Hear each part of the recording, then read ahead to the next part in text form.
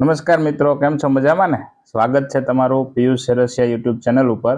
જો તમે ચેનલમાં નવા હોય તો ચેનલને સબસ્ક્રાઇબ જરૂરથી કરજો, જેથી તમને આવા નવા વિડીયો મળતા રહે. આજે આપણે અભ્યાસ કરશું એનસીઆરટીના અભ્યાસક્રમ મુજબ વર્ષ 2026માં નવું પાઠ્યપુસ્તક જે આવેલું છે ગણિત મેલા, એનું ચેપ્ટર છે બીજું, રમકડાની રમતનો આનંદ. તો આનો અભ્યાસ આપણે શરૂ કરીએ. કેટલાક બાળકો જૂના ખોખા, નળાકાર ડબ્બા અને કાગળ પર પ્રાણી અને પક્ષીના ચહેરા બનાવી રહ્યા છે. તો એમાં નીચે આપણે દોરેલા છે. અહીંયા 4 બાળકો આપેલા છે. એમાં પ્રથમ કે છે કે મારી બોટલ જુઓ, મેં તેના પર ગલુડિયાનો ચહેરો બનાવ્યો છે, તેના મોટા કાન ધરાવે છે. અહીંયા તમે જોઈ શકો છો. બીજું બાળક કે છે મેં લંબઘન પર બિલાડીનો ચહેરો બનાવ્યો છે, તેને લાંબી મૂછ છે. ત્રીજું બાળક કે છે મેં ખોખા પર ડુક્કરનો ચહેરો બનાવ્યો છે અને તેની આંખો ઝીણી છે. જ્યારે છેલ્લી જે બેન છે એ કે છે મેં શંકુ પર પક્ષીનો ચહેરો બનાવ્યો છે અને તેની ચાંચ અણીદાર છે. મિત્રો, અહીં છે એ ચારેય વસ્તુના આકારના નામ આપણે આમાં સમજવાના છીએ. અહીંયા તમે જોશો તો પ્રથમ છે કે અહીંયા બોટલ છે તેનો આકાર અહીંયા લખ્યો છે નળાકાર. જ્યારે બીજામાં આપ્યું છે કે લંબઘન, અહીંયા છે સમઘન અને અહીંયા છે શંકુ. તો આવા વિવિધ આકારો વિશે આજે આપણે અભ્યાસ કરવાનો છે. ચાલો આપણે અભ્યાસ શરૂ કરીએ. તમારે જાતે તમારી પાસે જે મળે એમાંથી નમૂના બનાવવા માટે જૂના ખોખા એવી બધી વસ્તુ લઈ અને પછી એની ઉપર ચહેરા બનાવવાના છે. આમાં જેમ બતાવ્યું છે એ રીતે નળાકાર લેવાના છે. તમે જે તમારી પાસે મળી આવે એમાંથી અને કોઈ વસ્તુ કરવાની છે. આ પ્રવૃત્તિ છે અને તમે શું દોર્યું એ પછી તમારે જણાવવાનું છે. જયા પોતાની પાસેના આકારોથી રોકેટ બનાવી રહી છે. તેણે કયા આકારોનો ઉપયોગ કર્યો છે અને આકારોની સંખ્યા જણાવવાની છે. નીચે ખાલી જગ્યા આપી છે, એમાં સમઘન કેટલા વાપરા છે. હવે મિત્રો, સમઘન એટલે શું એ સમજી લઈએ. કે સમઘન એટલે આપણે રમવાનો જે પાસો છે, જો હું તમને ક્લિક કરીને બતાવું છું કે સમઘન બતાવેલો જ છે, આપણે નીચે જો દોરેલો જ છે, કે જેની બધી બાજુ સરખી હોય, કે જેની લંબાઈ, ઊંચાઈ અને પહોળાઈ આ બધું એક સરખા માપનું હોય, એને સમઘન કહેવાય. જો એક માપ નાનું અને બીજું માપ મોટું હોય, આવો જ આકૃતિ, આપણે બોક્સ હોય, ખોખા હોય, આપણો કંપાસ હોય, તો એને કહેવાય લંબઘન. બધી બાજુ સરખી તો એને કહેવાય સમઘન. પછી નળાકાર કોને કહેવાય? તો કે નળાકાર એટલે આપણી પેન્સિલનો આકાર છે એ હવે ષટકોણ આકારની આવે છે. આપણી પેન ગણો, પેન છે નળાકાર, ચોક લખવાનો આ નળાકાર આકારના. જે આપણે પાણીની પાઇપ, પછી સ્ટ્રો, આ બધા નળાકાર છે. અહીંયા જો કેસરી કલરનું છે મોટો, એ નળાકાર છે. ટીપણું છે એ નળાકાર છે. પછી છે શંકુ કોને કહેવાય? શંકુ કોને કહેવાય મિત્રો? કે જે અહીંયા ઉપર સૌથી ઉપર બતાવેલો છે. જો જે આપણે ખાવાનો આઈસ્ક્રીમનો કોન હોય એ શંકુ આકારનો હોય, જોકરની ટોપી હોય એ શંકુ આકારની હોય, અને આપણે રમવાનો જે દડો છે એને આપણે કહેશું ગોળો. બરોબર છે મિત્રો?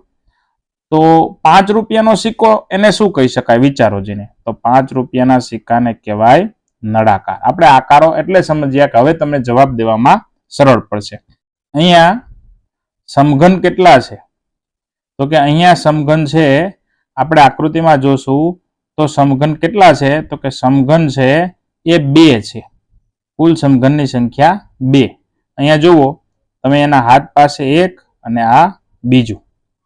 પછી પૂછ્યું છે લંબઘન કેટલા છે? તો કે લંબઘન છે 1, 2, 3 અને 4.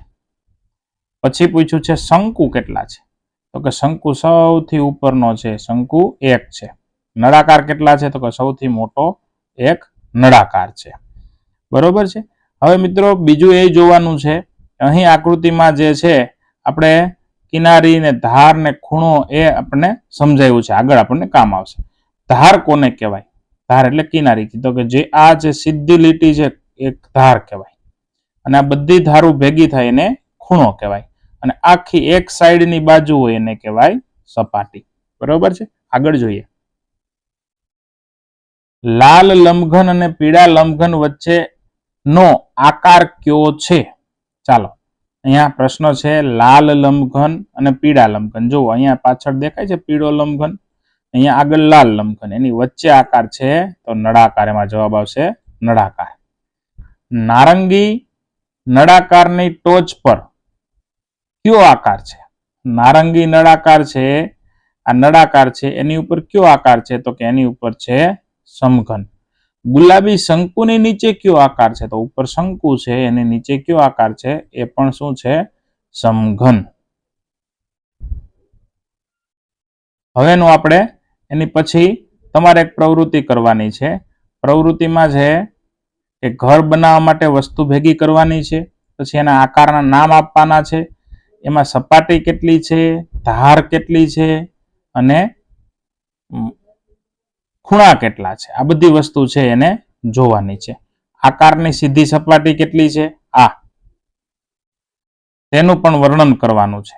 આકારનો કયો ભાગ તમે દૂરથી જોઈ શકો છો? બરોબર. હવે આપણે પ્રશ્ન એની ઉપરથી પૂછેલા છે. નીચે એક બાજુમાં આકૃતિ આપી છે.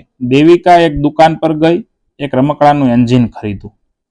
અહીં દેવિકા રમકડાનું એન્જિન છે તે ઘણા ભાગમાં છે, ગણો અને લખવાનું છે. તો નીચે ખાલી જગ્યા આપી છે કે ખાલી જગ્યા લાલ નળાકાર અને ખાલી જગ્યા પીળો અથવા પીળા શંકુ. તો અહીંયા કેટલા નળાકાર છે આકૃતિમાં તમે જોશો તો આકૃતિની અંદર તમે મિત્રો જોશો તો એક જ નળાકાર દેખાય છે, પણ લાલ કલરનો કીધો છે એટલે નળાકાર વધારે છે. આ વ્હીલ પણ નળાકાર જ કહેવાય, આ બે નળાકાર જ કહેવાય, પણ લાલ કલરના છે નહીં. હવે શંકુ કેટલા છે? ખાલી જગ્યા શંકુ. તો કેટલા શંકુ છે? આ એક અને આ બે. તો અહીંયા બે પીળો શંકુ નહીં કહેવાય, પીળો ઉપર ભૂસી નાખશું આપણે. બે પીળા શંકુ.